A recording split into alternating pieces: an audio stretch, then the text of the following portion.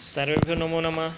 मैं शशि प्रकाश जायसवाल देववाणी पाठशाला में सभी छात्रों का स्वागत करता हूं। आज हम लोग कक्षा 10 संस्कृत कथा नाटक कौमुदी नामक भाग का अध्ययन करेंगे। यह कथा नाटक कौमुदी नामक प्रकरण से कुल 9 नंबर यानी 9 अंक आते हैं, जिसमें से 4 अंक किसी पात्र का चरित्र चित्रण हिंदी में लिखना होता है, 2 अति लघुत्तरीय प्रश्न संस्कृत में दिए रहते हैं जो 2-2 नंबर के होते हैं, और तीसरा एक बहुविकल्पी प्रश्न होता है जो 1 अंक का होता है। तो हम लोग चरित्र चित्रण को देखते हैं। जो प्रथम पाठ है महात्मनः संस्मरणानि। महात्मनः संस्मरणानि नामक पाठ से 3 तरह से प्रश्न आ सकते हैं। जैसे महात्मनः संस्मरणानि नामक पाठ का सारांश लिखिए, अथवा महात्मनः संस्मरणानि पाठ के आधार पर महात्मा गांधी का चरित्र चित्रण कीजिए, अथवा दक्षिण अफ्रीका में रहकर गांधी जी ने लोगों के लिए किन किन कष्टों को सहा। तो गांधी जी का परिचय। गांधी जी का जन्म 2 अक्टूबर 1869 ईस्वी में पोरबंदर में हुआ था। इनके पिता का नाम करमचंद गांधी और माता का नाम पुतली बाई था। इनके ऊपर अपने पिता एवं माता के सद्गुणों का प्रभाव स्पष्ट दिखाई पड़ता है। सत्यवादी बनने की इच्छा।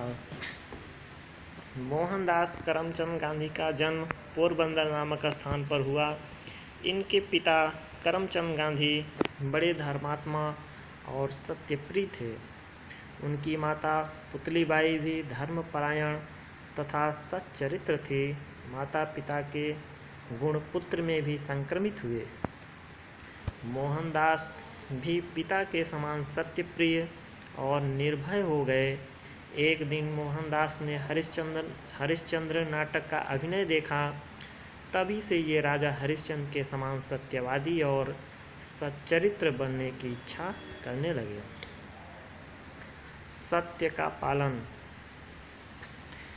इसके पश्चात गांधी जी ने सदैव सत्य का पालन किया। एक बार जब वे छात्रावस्था में थे तो स्कूल में निरीक्षक आए। उन्होंने विद्यार्थियों को कक्षा में अंग्रेजी के 5 शब्द लिखने को दिए। सब विद्यार्थियों ने 5 शब्द सही लिखे, किंतु मोहनदास केटल शब्द की स्पेलिंग शुद्ध न लिख सके। कक्षाध्यापक ने उन्हें पास में लगे श्यामपट्ट से इस शब्द की नकल करने का संकेत किया, किंतु मोहनदास ने यह वंचना नहीं की। वह चुपचाप बैठे रहे। निरीक्षक के चले जाने पर मोहनदास पर शिक्षक क्रुद्ध हुए। यद्यपि केटल शब्द की स्पेलिंग ने उनकी सत्यप्रियता सिद्ध कर दी थी, तथापि कुछ वर्षों के बाद उन्होंने शिक्षक का प्रेम और अनुकूलता प्राप्त कर ली। वे सदा सत्य बोलते थे। मिथ्या भाषण से बचने के लिए वे अधिकतर मौन का सहारा लेते थे। अफ्रीका में प्रवासी भारतीयों के कष्ट निवारक। 4 अप्रैल 1893 ईस्वी में गांधी जी दक्षिण अफ्रीका के नेटाल नगर में गए। वहां इन्होंने दक्षिण अफ्रीका तथा यूरोप के निवासियों द्वारा तिरस्कृत अपने देशवासियों की दुर्दशा देखी। वहां पर भारतीयों को गधा कहा जाता था और गांधी जी को गधा वर्ग का वकील कहा गया। एक बार गांधी जी प्रथम श्रेणी का टिकट लेकर निश्चित डिब्बे में बैठकर रेल से प्रिटोरिया जा रहे थे। अगले स्टेशन पर जब गाड़ी रुकी, कोई अंग्रेज यात्री वहां आया। डिब्बे में काले रंग के मनुष्य को देखकर उसने रेल अधिकारियों से शिकायत की। रेल अधिकारियों ने इसको बलपूर्वक डिब्बे से बाहर गिरा दिया।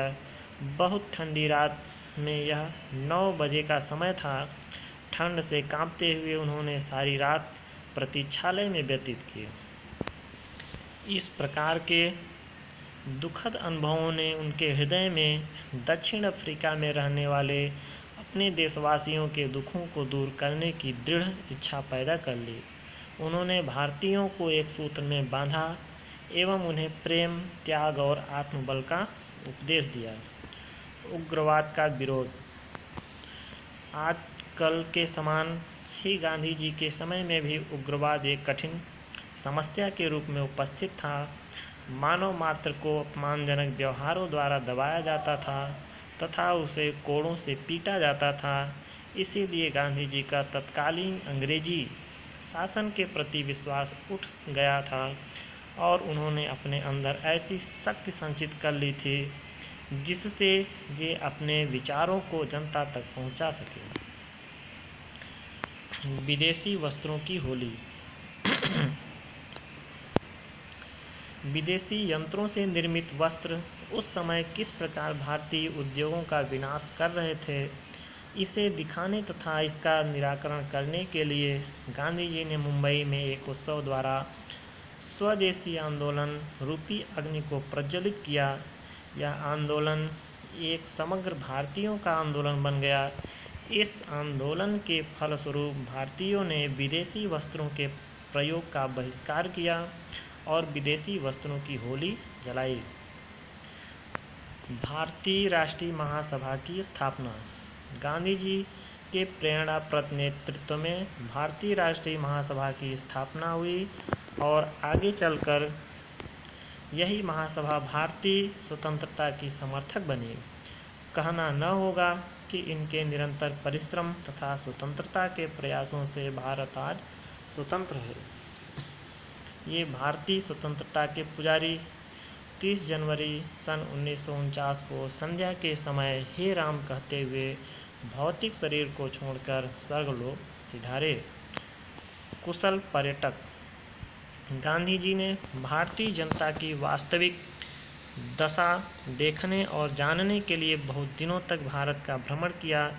इस समय इन्हें भारत के प्रत्येक वर्ग के लोग मिले, किंतु इन्होंने सदा स्वयं को निर्धन और पीड़ितों की श्रेणी में रखकर उन लोगों को निर्धनों एवं पीड़ितों के उद्धार के लिए ही प्रेरित किया।